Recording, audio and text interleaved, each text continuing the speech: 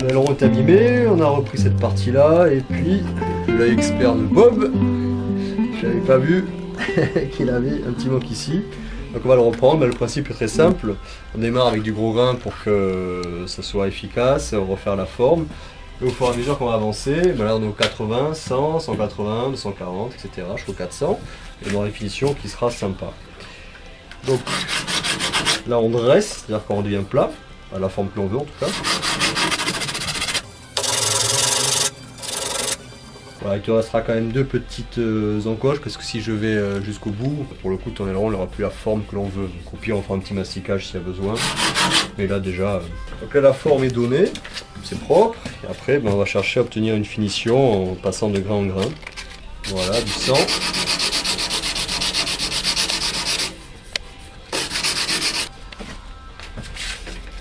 180.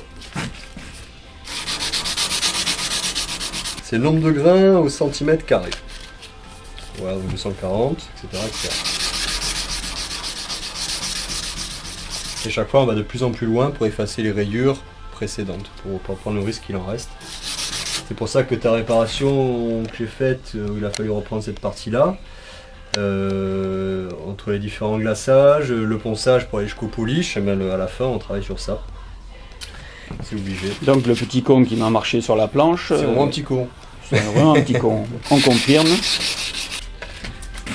Là le 400 on va l'user jusqu'au bout, c'est-à-dire qu'on va poncer au 400, on va le laisser s'user et ça ira, on aura un aspect satiné. Après pour du brillant il faut aller au papier à l'eau puis au polish. Et là je pense que ça ira très bien. C'est-à-dire que tu descends jusqu'au tissu. Qui n'est pas forcément du tissu. Ouais. Il s'use, on entend un bruit, là il est neuf, là, il est usé. Donc petit à petit ça équivaut à un papier plus fin, même si c'est pas exactement ça.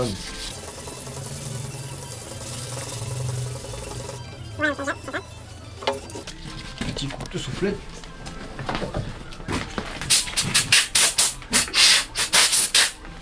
C'est donc abîmé à différents endroits.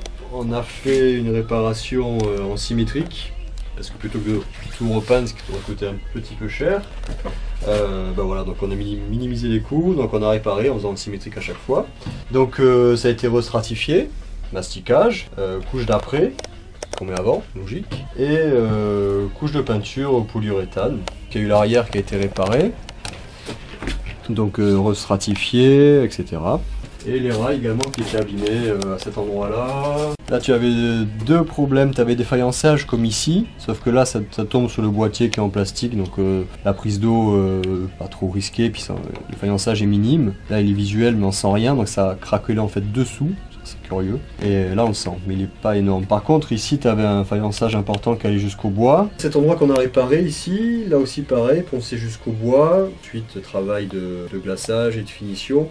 La difficulté là consiste essentiellement à trouver une belle finition et surtout avoir une continuité des formes. Là tu as un double concave vie qui s'arrête qui va de là à là. Bon, c'est tout bête, mais c'est vrai qu'en se restratifiant, en mettant des couches de résine, on a vite fait, si on fait pas attention, de casser un peu la forme et c'est dommage sur une carène qui est travaillée. Donc là, j'espère que tu seras content. Et à l'avant aussi, pareil. Sauf qu'il était beaucoup plus gros. Donc ici, on avait vu sur la précédente vidéo qu'il y avait du faïençage. Il y avait du faïençage, et on le voit très bien parce que j'ai dû poncer jusqu'au bois pour vraiment que le faïençage disparaisse et être sûr du boulot. Donc on voit le bois qui est plus foncé, ça se voit ici. On voit également là. Donc ça a été retravaillé jusqu'au polish pour retrouver un aspect sympa. Un petit coup d'essence F, donc ça dilue la wax. Hyper polluant. Hyper nocif. C'est l'avantage de diluer la wax, on le voit. Ouais.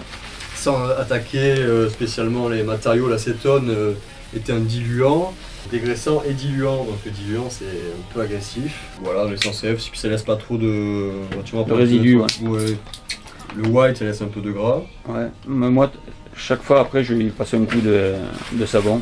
Pour dégraisser un peu après l'essence F.